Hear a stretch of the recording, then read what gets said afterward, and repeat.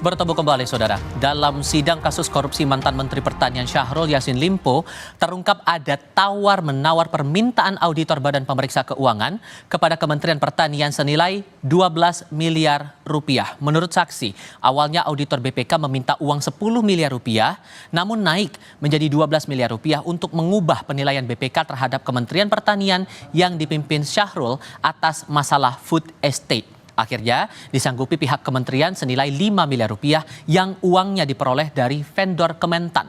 Kementerian pun mendapat opini wajar tanpa pengecualian atau WTP dari penilaian BPK itu. Sempat saksi melalui sekjen, dibahas sekjen, permintaan itu. Iya, sama Pak Menteri mungkin seperti itu. Diminta ya, urunan lagi? Diminta urunan lagi? Enggak. Lalu belum kita bahas itu. Oke, nah belum ada kejelasan itu. Pas itu belum ada kejelasan. Ya. Nah, akhirnya apakah sepengetahuan saksi dipenuhi semua permintaan 12M itu? Atau hanya sebagian atau bagaimana yang saksi tahu? Enggak, kita tidak penuhi. Saya dengar enggak dipenuhi itu. Yang saya dengar mungkin enggak salah sekitar 5M atau berapa gitu. Selang berapa lama kemudian keluar opininya? Keluar, OTP kita keluar. Menjadi apa? WTP Kementan. Iya.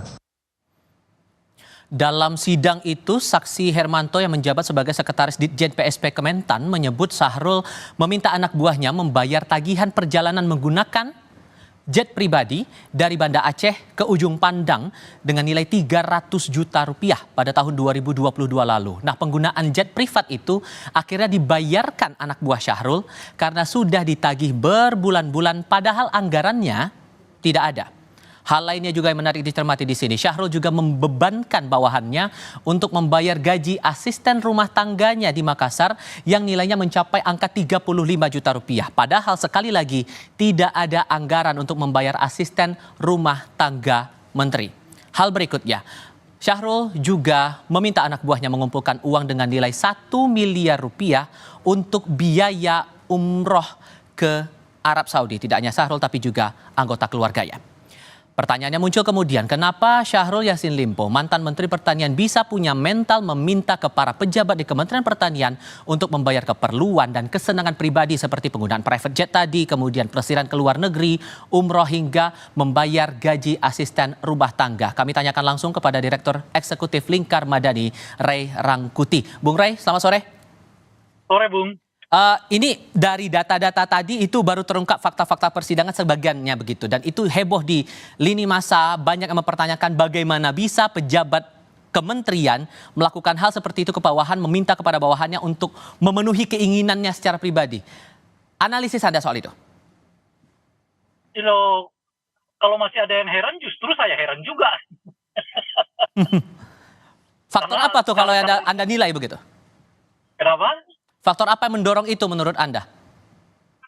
Karena kan pola korupsinya juga udah berubah sekarang ya. Jadi ada setidaknya 3 pola yang berubah. Pertama nilai. Sekarang tuh nilai yang besar-besar juga mulai dihindari. Jadi diambil dari nilai-nilai yang kecil gitu ya. Tapi intensif gitu. Terus-menerus gitu. Nah kalau dulu kan gede-gede ya. Misalnya 100M, 200M dan seterusnya. Sekarang orang 30 juta, 40 juta juga disikat gitu cara itu. Jadi biaya untuk korupsinya juga makin mengecil tapi bisa tinggi frekuensinya gitu. Nah itu yang pertama. Nah yang kedua, modusnya nggak lagi dipakai dengan langsung ya. Misalnya mengambil kutipan dari penjualan anu, mengambil kutipan dari transaksi anu, mengambil kutipan dari misalnya pemberian izin anu dan seterusnya. Itu udah nggak model lagi karena itu terlalu mudah untuk dibaca. Nah sekarang ya mulai model seperti yang sekarang ya, memberi kesempatan kepada orang lain menjadi jangkar untuk kemudian mengambil keuntungan dari jangkar itu. Dan salah satunya yang seperti sekarang ini kan. Nah yang ketiga model yang dipakai oleh Pak Syahrul ini kan, yaitu membebankan seluruh biaya hidupnya kepada anak buah, yang anak buah sendiri nanti yang disuruh untuk menggunakan segala cara untuk dalam kerangka memenuhi kebutuhan hidup yang bersangkutan gitu. Nah kalau tidak ya ada ancaman terhadap posisi, ancaman terhadap jabatan dan seterusnya itu gitu. Nah jadi tiga modus itu sebetulnya udah kelihatan ini sekarang ya, perubahan itu dari model yang selama ini dipergunakan, di mana biasanya mempergunakan uang besar langsung kepada pelaku, atau dalam konteks tertentu bahkan tidak menggunakan lebih banyak orang tapi tidak terkait kepada kebawahan. Tapi kalau Baik kita kepada- bandingkan dengan pejabat lain yang terkena kasus korupsi semacam ini, Bang, ini kan kalau pejabat lain bisa kena 1-2 kasus saja begitu. Kalau kita lihat SEL ini beruntun sekali begitu. Anda mencermatinya bagaimana kemudian? Iya, itu soal soal cara memandangnya, soal cara siasatnya gitu. Nah, ada orang yang memang tergesa-gesa langsung ke pokok persoalan.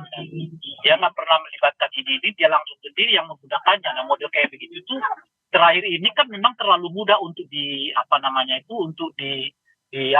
OTT KPK lah, yang model-model begitu. Nah, yang sekarang ini kan kita lihat ini KPK tidak langsung kepada yang bersangkutan, tapi dimulai dari orang-orang di bawahan yang pada akhirnya kemudian pasalnya bukan pasal korupsi tapi pasal gratifikasi gitu. Meskipun tentu ya korupsi dan gratifikasi ya kurang lebih ya sama.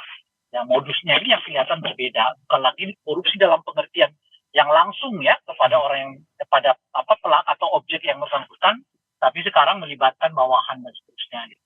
Jadi bawahan dipaksa ya memenuhi kebutuhan hidupnya gitu ya.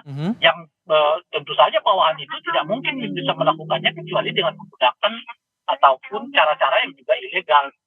Sampai kemudian kan bawahannya mengikuti meladeni, bahkan mereka bersaksi di persidangan, mereka tahu itu salah tapi terbebani atas perintah atasan. Sampai mereka meladeni itu alasannya kenapa menurut Anda? Karena ada dua di situ. Pertama memang sudah kultur dari birokrasi ya, bahwa mereka itu melayani semua kehendak dari atasan mereka. Itu kulturnya. Sekalipun mereka merasa bahwa ada tindakan ini sesuatu yang tidak tepat dan seterusnya gitu. Nah, yang kedua adalah seiring dengan dicabutnya ketentuan yang berhubungan dengan pengawasan oleh Komisi Ombudsman. Nah, kalau Komisi Administrasi atau KSAN ya, sebetulnya kalau birokrasi kita mengetahui dan masih memperlakukan undang-undang KSAN itu, tindakan yang seperti itu dapat dicegah oleh mereka sendiri. Dengan syarat mereka mengirimkan nota keberatan kepada perintah itu yang dikirimkan kepada KSAN gitu ya. Sehingga kalau terjadi tindak pidana seperti sekarang ini, mereka tidak dibebankan hukum, tidak dijerat hukum, karena mereka adalah pelaku yang berada di bawah tekanan gitu. Sementara patsun dan kultur di lingkungan birokrasi itu, ya apa kata atasan ya harus dilaksanakan gitu. Mereka nggak memiliki kewenangan untuk melakukan pembantahan gitu. Kalau mereka melakukan pembantahan itu dilakukan ke lembaga KSAN ini. Nah sayangnya lembaga KSAN ini sekarang udah bubar, gitu kan? Nah sekarang mereka lapornya kemana? Ke Komisi Ombudsman. Sementara Komisi Ombudsman itu kan tidak melakukan kewenangan untuk ya membela aparatur negara. Berarti kan proses auditnya ini kan bermasalah dengan melihat fakta di persidangan sebanyak itu, ada kasusnya, ada penyelewengan semacam itu. So apa yang harus diperbaiki kalau begitu?